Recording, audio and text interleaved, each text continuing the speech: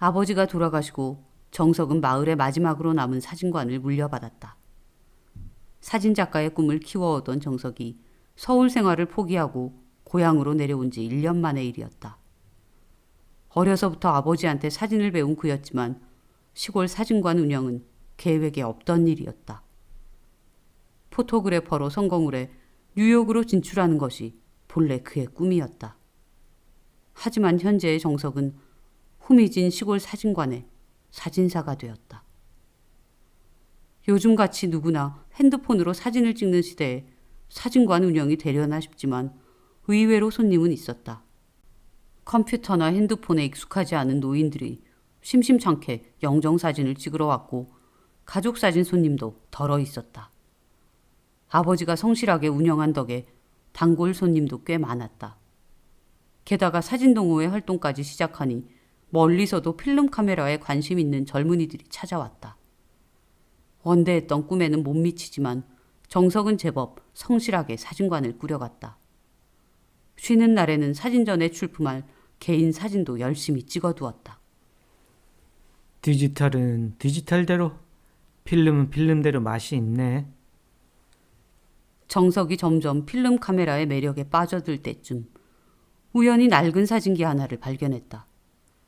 아버지의 손때가 묻은 오래된 사진기였다. 독일제인가? 얼마나 오래됐으면 브랜드 네임도 다 떨어져 나갔네. 정석은 새로운 사진기를 발견하자 빨리 사용해보고 싶었다. 마침 정석이 자주 모델로 쓰는 반려묘 피카가 옆에서 하품을 하고 있었다. 피카야, 여기 좀 봐봐. 그렇지. 좋아. 정석은 피카의 다양한 모습을 사진에 담았고 곧 사진을 인화했다. 그런데 인화된 사진을 확인한 정석은 이상한 점을 발견했다.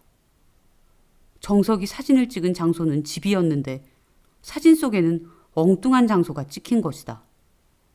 사진 속 고양이는 분명 피카가 맞는데 말이다. 다른 필름이랑 합성이 됐나? 어떻게 이렇게 나온 거지? 사진 속 피카는 지하실로 보이는 컴컴한 곳에서 두려움에 떨며 웅크리고 있었다. 의문을 남긴 채 시간은 흘러갔고 이상한 사진의 실마리는 한 달 후에나 풀렸다. 그리고 그 결과는 가히 놀라웠다. 갑자기 집을 나간 피카가 근처 아파트의 지하실에서 사진 속 모습 그대로 발견된 것이다. 이게 뭐야? 설마... 이때까지만 해도 정석은 사진기의 기이한 현상을 온전히 믿지는 않았다. 하지만 이후로도 그 사진기로 찍은 사진들이 한 달 후 현실로 이루어지는 일이 반복되었다. 결정적으로 어머니의 일상을 담은 사진이 관 속에 누운 모습으로 인화되고 나서 꼭 한 달 후 실제로 어머니가 돌아가시자 정석은 사진기가 미래를 찍는다는 걸 확실히 인지하게 되었다. 정석은 두려움에 휩싸여 사진기를 원래 있던 자리에 깊숙이 넣어두었다. 그리고 홀로 남은 슬픔과 외로움에 젖어 지냈다. 내 인생은 왜 이렇게 꼬이기만 하는 거지? 정석이 힘겨운 나날을 보내는 중 한 여자가 그의 앞에 나타났다. 사진 동호회의 회원인 윤이었다. 그녀는 정석에게 더없이 큰 위로와 삶의 의지가 되었다. 그렇게 얼마간의 연애 끝에 두 사람은 결혼을 했고 단란한 가정을 꾸렸다. 윤희야, 우리 영원히 함께 하자. 같은 관심사를 가진 두 사람은 함께 사진관도 운영하고 주말이면 지역 곳곳을 여행하며 사진을 찍었다. 그렇게 시골 마을에서 신혼을 보내기를 2년. 그들은 갑작스레 서울로 이사를 하게 되었다. 정석의 선배가 광고회사를 차리면서 정석을 스카우트한 것이다. 작은 회사지만 수석 포토그래퍼가 된 정석은 열정적으로 일에 매진했다. 유명 연예인의 광고 사진을 찍으면서 유명세까지 타게 되었다. 그의 꿈이었던 뉴욕 진출까지는 아니지만 제법 만족스러운 성공이었다. 그렇게 달콤한 도취감에 젖어 있던 무렵 정석에게 문제가 생겼다. 지나치게 무리를 한 탓일까 몸에 이상이 생긴 것이다. 바쁜 회사 일에 검진을 미루고 미루던 정석은 더 이상 고통을 견딜 수 없게 돼서야 병원을 찾았다. 그리고 얼마 후 의사로부터 원인 불명의 불치병 선고를 받게 되었다. 모든 걸 이루었다고 생각한 순간 모든 것이 무너진 것이다. 영원할 것만 같던 행복은 이제 더 이상 그의 것이 아니었다. 왜 나한테 이런 일이? 내가 무슨 잘못을 했길래? 정석은 현실을 받아들일 수가 없었다. 이제 겨우 사랑하는 여인을 만나 행복을 느끼고 꿈을 이루기 시작했는데 죽음이라니. 슬픔과 함께 분노같이 밀었다. 세상이 원망스러웠고 신이 저주스러웠다. 정석 씨, 조금이라도 먹어봐. 그래야 기운을 내서 치료를 받지. 상심에 빠져 하루하루를 보내는 동안 정석의 상태는 빠르게 악화되었다. 희망을 잃은 그는 모든 걸 포기하고 죽을 날만 기다리는 듯했다. 의사마저 더 이상 손을 쓸 수 없다며 퇴원 결정을 내리자 정석은 입원한 지 한 달 만에 집으로 돌아왔다. 그새 그의 몸은 종잇장같이 말라 금세라도 부서질 듯했다. 이젠 정말 끝이구나. 정석의 눈에 그제야 혼자 남을 아내 윤희가 들어왔다. 마지막 정리할 시간이라도 주어졌으면. 정석은 창고에 쌓아두었던 물건들을 하나하나 꺼내 추억을 되새기며 정리를 시작했다. 그 중에는 고향에서 가져온 아버지의 사진기도 있었다. 이건 못 보던 사진기네? 아버지가 남기신 거야. 미래를 찍는 사진기라고. 에이, 그런 게 어디 있어. 정말이야. 우리 어머니도. 어머니를 떠올린 정석은 더 이상 말을 잇지 못했다. 그런 정석을 윤희는 안타까운 눈으로 바라보았다. 정말? 그럼 당신 미래를 한번 찍어볼까?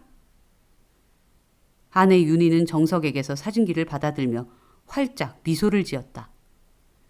미래의 당신은 분명히 건강해져 있을 거야. 두고 보라고. 다정스레 말을 건네는 아내를 보며 정석의 눈에서는 주르륵 눈물이 흘러내렸다. 해맑게 웃으며 정석의 얼굴을 찍는 윤희의 두 손도 가늘게 떨리고 있었다. 앙상하게 메마른 남편의 모습이 프레임 속에서 그녀의 가슴을 울렸다. 그리고 며칠 후 그녀는 인화된 남편의 사진을 들고 방으로 뛰어들어왔다. 여보, 당신 말이 맞았어. 정말 미래를 찍는 사진기였다고. 헌데 마지막 영정사진이 될 줄 알았던 사진 속에서 정석은 희미하게 미소를 짓고 있었다. 살도 조금은 붓고 혈색도 한층 좋아진 모습의 정석이 말이다. 순간 정석은 번뜩 정신이 들었다. 이게 어떻게 된 거야? 내가 죽지 않는단 말이야? 혼란에 빠진 정석의 손을 붙잡고 윤희는 기쁨의 환호를 질러댔다. 이후 거짓말처럼 정석의 상태는 좋아졌다.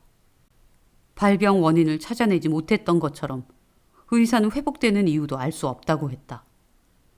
다시 병원에 입원한 정석은 식사도 남김없이 비워내며 삶의 의지를 보였다.